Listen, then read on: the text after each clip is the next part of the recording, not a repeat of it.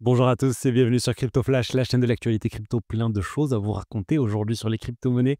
Hausse générale, BTC 106 000 dollars plus 1,7%, Ethereum 2609 dollars plus 2%, XRP plus 4%, Solana 5%. Et tellement de choses se sont passées. Faisons un petit bilan sur les ETF. Regardez les ETF aux États-Unis, peu importe le type d'ETF, c'est-à-dire il y a de la crypto, il y a du SP500, il y a de tout. C'est un tableau très intéressant qui vient d'être posté par Eric Mlekunas qui montre le top 25 des ETF et leur âge à côté. Et on peut voir que le premier, ben, c'est Vanguard SP500, deuxième Spider SP500. Donc c'est vraiment SP500, ils sont leaders, mais sans doute c'est un investissement que beaucoup de personnes adorent. Moi le premier, hein, en investissement boursier. Et ils ont tous assez âgés, 14 ans, 32 ans, 25 ans. Le plus jeune, on doit avoir ici du 12 ans pour le Core MSCI. On peut remonter, on pourrait descendre un petit peu et regarder à la 23e place, on trouve le ETF de BlackRock, le Bitcoin Trust IBIT, avec, quand même une quantité énorme, à 72 milliards de dollars et qui a à peine 1,4 ans. Je ne sais pas si vous vous rendez compte comment ça fait bizarre de voir dans cette liste du top 25 que des ETF qui ont, plus de 10 ans et d'avoir au milieu BlackRock avec 72 milliards de dollars qui se rapproche d'ailleurs d'autres ETF qui existent depuis plus longtemps et par exemple, je pense qu'une bonne comparaison, c'est, l'ETF, or qui doit être à plus de 90, voilà, Spider Gold Shares, l'ETF référence pour l'or qui est à 97 milliards de dollars. Je pense qu'ils vont finir par le dépasser. Regardez, il a 20 ans, ils ont mis 20 ans à atteindre cette quantité. Bref, c'est pour montrer la puissance du Bitcoin, à quel point c'est adopté rapidement. Donc les ETF, c'est principalement par les institutionnels, mais aussi le grand public qui veulent investir très simplement dans des ETF. Vraiment, il y a de tout et c'est passionnant. Alors, on n'a pas encore vu une réplication du succès de l'ETF BTC sur d'autres cryptos. L'ETF Ether n'a pas connu le même succès. Les autres ETF dans le monde ne connaissent pas du tout autant de succès. Mais on verra, ça va changer un peu avec le staking, par exemple, qui pourrait arriver, avec les ETF des autres altcoins, Solana, etc., Litecoin et plein d'autres cryptos qui arrivent bientôt en ETF. Pour l'instant, voilà, on a surtout le Bitcoin qui est largement adopté. Ensuite, vous vous rappelez du piratage, de données personnelles qu'a connu Coinbase? Ben, on en sait plus. On en sait en fait, on vient d'apprendre selon Reuters que Coinbase connaissait, avait conscience du piratage depuis janvier. Depuis janvier et ils ont rien fait, ils n'ont pas publié, de choses, ils n'ont pas averti les utilisateurs et ça, c'est assez inquiétant. Par exemple, en Europe, quand une société a connaissance d'un piratage, elle est obligée de notifier, l'autorité sous, j'ai plus le nombre, mais 48 heures ou 72 heures ou 24 heures. Bref, c'est extrêmement rapide et là, en fait, ça n'a pas du tout été, respecté. Mais bon, on va dire c'est je ne sais pas s'il y avait des clients en Europe. S'il y avait des clients en Europe, Coinbase risque d'être impacté par, ce manque de communication.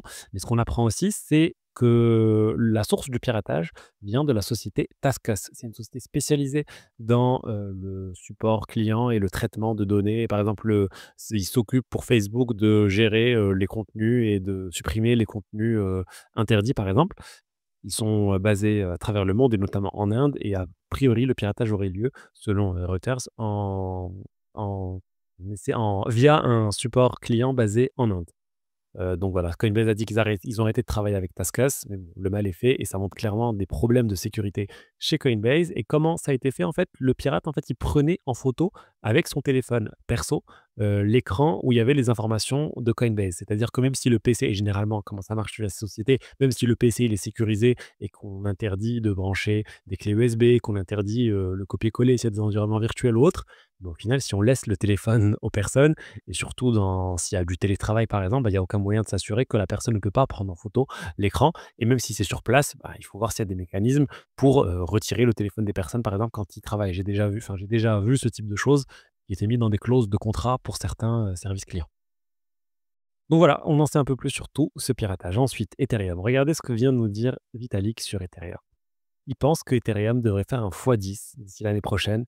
Au niveau de la capacité du réseau, c'est-à-dire x10 sur le nombre de transactions par seconde sur les réseaux. Très longtemps, Ethereum n'a pas voulu augmenter ce nombre de transactions par seconde. Trop longtemps, ils sont restés limités, ils sont autour de 14 à 17 transactions par seconde en moyenne. Et là, déjà faire un x10, c'est pas mal. On va s'approcher de 200 transactions par seconde. Et il dit, il faudrait pas aller trop vite. Il faudrait pas faire un x1000 comme certains le demandent, tels que Justin Drake et d'autres. Il faudrait attendre un petit peu et parce qu'il y a des risques aussi à trop centraliser le protocole, mais c'est très intéressant de voir cette discussion, en fait, entre des développeurs Ethereum qui sont pour une augmentation importante du nombre de transactions par seconde, Vitalik qui est pour une augmentation plus limitée. Donc voilà, on verra comment ça va se faire et d'ailleurs Ethereum, ils sont en train de changer vraiment toute la structure de leur département R&D. Ils viennent de publier, toute une roadmap. Ils ont licencié derrière certaines personnes.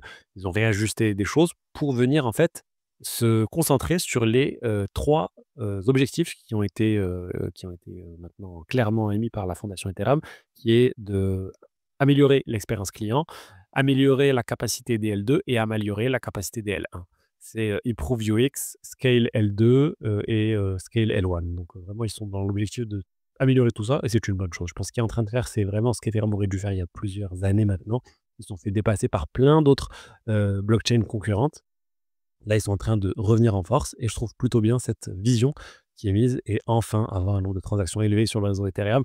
Alors attention aussi, il y a quelque chose qu'il faut savoir, c'est si on fait un x10 du nombre de transactions par seconde et qu'il n'y a pas plus d'usage, et ben au final, les frais de gaz vont rester très faibles et on ne va pas revenir à un Ether déflationniste.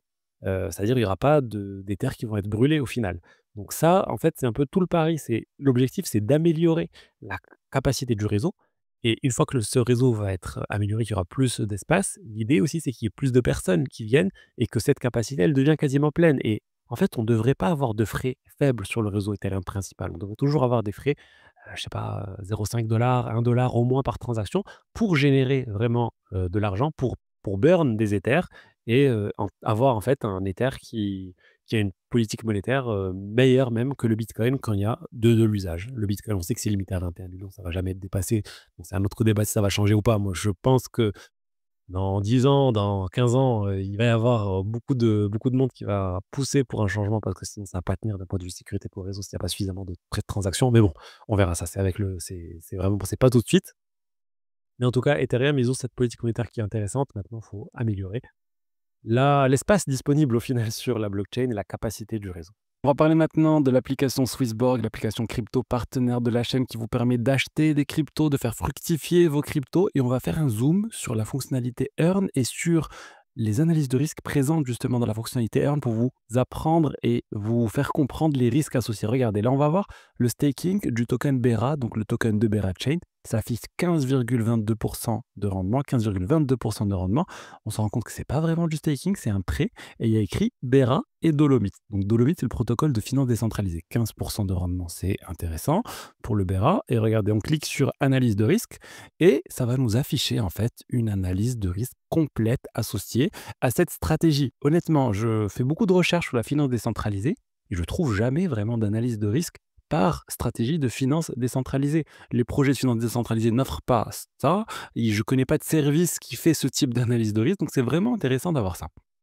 Et vous avez tout ce qui est décrit. Là, on a une vision synthétique, ça nous dit bah, le risque est moyen sur cette stratégie. Vous avez toutes les raisons qui sont données et vous avez toute l'explication en détail. En fait, vos tokens Bera vont être déposés sur l'application DeFi Dolomite et les gens pourront venir emprunter vos tokens et vous êtes récompensé pour mettre à disposition vos tokens Bera. Donc ça vous dit attention, si c'est trop utilisé, vous n'allez pas pouvoir retirer tout de suite les tokens Bera, etc. Mais tout est décrit, je vous invite vraiment à lire ça et surtout, ça vous permet d'apprendre davantage sur la finance décentralisée. Et si vous voulez staker, bah, c'est très simple. Vous cliquez sur commencer et vous dites, bah, ça vous dit qu'il faut acheter au moins 10 Bera. Donc, si vous n'avez pas de Bera, bah, achetez-les tout simplement. On va faire l'exemple tout de suite. Je vais acheter, je crois que j'avais déjà un petit peu de Bera. Donc là, je vais acheter pour 50 € de Bera. Voilà, je clique sur envoyer. Et ça va prendre quelques secondes, le temps de trouver le meilleur endroit où acheter les tokens Bera. Voilà, là c'est fait, ça a fait l'achat. Je clique sur terminer et je vais pouvoir désormais staker les tokens Bera. Regardez, commencer. On indique le montant. Je vais mettre 20 tokens par exemple. Voilà, hop, je le mets. Ça me dit qu'il y a, attention, il y a une période de cooldown, vous n'allez pas pouvoir générer de rendement. Pareil pour retirer. Mais voilà, là on a sur le 24 heures, c'est pas très long. Et voilà, on va cliquer sur souscrire. Et c'est bon, je viens de staker les tokens Bera, ou plutôt de les déposer sur l'application de finance décentralisée Dolomite. Si ça vous intéresse, n'hésitez pas à vous inscrire sur Swissborg. Vous avez jusqu'à 50 € à l'inscription offert en BTC. Vous avez le lien dans la description pour en profiter. On va parler maintenant du stablecoin de Ripple, le RLUSD. On en entend pas mal parler depuis quelques mois. On n'a pas vu d'adoption massive de ce stablecoin. On rappelle, il a été lancé sur le réseau, XRP et aussi sur, Ethereum. Et ben, il vient d'être approuvé par le régulateur de Dubaï pour être utilisé au sein du financial hub de la ville. Donc, c'est une intégration, on va assez poussée, mais on va voir concrètement, parce que c'est pas juste un effet d'annonce où vraiment des gens vont venir utiliser le RLUSD pour des paiements ou autres. Mais en tout cas, c'est une bonne chose, hein, pour RLUSD. On sait qu'ils font du lobbying, ils ont une quantité énorme d'argent à dépenser. Ils ont essayé d'acheter l'USDC. Moi, je pense honnêtement, ma vision de Ripple, c'est qu'ils étaient parmi les premiers sur le use case justement transfert, de valeur sur internet. Et je parle pas du bitcoin, mais je parle de valeur en mode, stablecoin. Et en fait, pour moi, ils ont été dépassés par les stablecoins.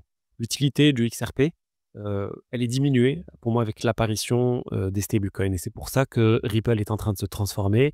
C'est pour ça qu'ils ont lancé le RLUSD. C'est pour ça qu'ils ont voulu acheter Circle et je pense que c'est une bonne chose, hein, pour eux qui essaient de racheter Circle. C'est pas une bonne chose pour Ethereum, par exemple, parce que pour moi, c'est un concurrent qui va avoir un stablecoin parmi les stablecoins leaders de la blockchain et ça peut poser des problèmes en cas de fork, par exemple. Mais bon, je pense que Ripple doivent se transformer. Ils ont des milliards et des milliards. Tous les mois, ils se débloquent, je rappelle, environ 1 milliard de jetons. Donc, c'est énorme ce qu'ils ont comme capacité, comme force de frappe pour faire des acquisitions, etc. Mais voilà, ça ne s'est pas encore traduit par une adoption massive du RLUSD. Ça se traduit par une bonne adoption par le retail et par les investisseurs. Je sais qu'il y a beaucoup de gens qui sont fans de XRP et qui défendent XRP vraiment, tout le temps. Mais pour moi, l'adoption, comme on peut le voir des stablecoins qui est une réelle adoption par des traders, par des utilisateurs sur les exchanges et cetera, n'est pas encore là pour le XRP en termes de cas d'usage, réel. Il y a plein d'annonces de partenariats un peu partout, mais on voit mal la différence entre l'effet d'annonce du partenariat et la chose qui est réellement utilisée au final à grande échelle. Ensuite, on a Solana. Solana, encore une société qui décide d'acheter massivement des jetons Sol. C'est Classover. A priori, ils avaient déjà annoncé pour acheter, dans les, 500 millions de tokens Solana, dans les 400 millions de tokens Solana. Là, ils rajoutent leur capacité maximum à 500 millions. Attention, on n'est pas sur une levée de fonds qui a été réalisée. On est sur une annonce de ils peuvent, lever jusqu'à 500 millions de dollars pour acheter des jetons Sol. C'est vraiment une tendance qu'on voit de plus en plus, lancée par stratégie. On l'a vu aussi sur Ethereum, mais vraiment sur Solana aussi. On voit plein de sociétés qui font la même chose. Notamment, on a Sol Strategies, DeFi Development Corp, Upexi, Janover. Vraiment plusieurs sociétés qui ont ces stratégies d'acheter des jetons Sol. Et voilà, c'est intéressant de voir cette diversification de ces sociétés dans l'achat d'altcoins. Et la société d'origine, le OG, Stratégie qui a vraiment, lancé cette, notion de lever de l'argent pour acheter des cryptos, sur une société et ben, ils viennent à nouveau de faire une annonce où ils vont lever 250 millions de dollars. Alors c'est une annonce assez spéciale parce que la manière dont est fait cette levée de fonds est très originale. Ils ont produit un nouveau produit, je sais pas comment appeler ça, un produit exotique ou un produit un peu bizarre qui s'appelle le Stride et en fait, c'est une sorte d'action qui coûte 100 et qui vous garantit un rendement de 10 à vie. Bon, je pense que vous êtes un peu d'accord, ça sent un peu le Ponzi, lever de l'argent, garantir un rendement de 10 sans savoir clairement d'où vient ce rendement, parce que le rendement ne vient pas du BTC qui génère pas 10 par an, il vient pas du business de MicroStrategy qui génère pas vraiment, autant d'argent. Du coup, d'où vient ce rendement? Il vient de la dilution au final, des actions des holders de MicroStrategy, donc c'est un peu bizarre. Alors a priori, les dividendes ne sont pas garantis. Le comité de direction doit valider chaque année la distribution des dividendes. Donc, si ils n'ont pas d'argent, ils vont juste pas valider. C'est un peu bizarre d'avoir ce type de produit qui génère 10 annuel, mais voilà, c'est des solutions innovantes. J'avais vu d'ailleurs Michael Saylor qui a dit qu'il avait utilisé l'IA pour l'aider à générer ce type de produit. Je ne sais plus si c'était exactement celui-là, mais il a dit qu'il a clairement utilisé ChatGPT pour générer des produits innovants d'un point de vue financier. Donc bon, moi je trouve que c'est un peu inquiétant honnêtement. Je suis pas très fan de ce type de choses, de rendement 10 assuré, garanti. C'est voilà, ça me fait un peu des effets de Terra Luna avec 20 garanti, mais on sait pas très bien d'où ça vient. Là, c'est limite quoi, ça vient de la dilution des actionnaires. Bon, voilà, pas fan, mais bon, c'est ça je pense qu'il va lever 250 millions de dollars sans problème. Voilà ce que je voulais vous dire aujourd'hui sur les diverses actualités crypto. J'espère que le contenu vous a plu. Si c'est le cas, n'hésitez pas à liker, commenter, vous abonner. Je vous dis à demain pour la suite. Allez, au revoir, ciao, ciao.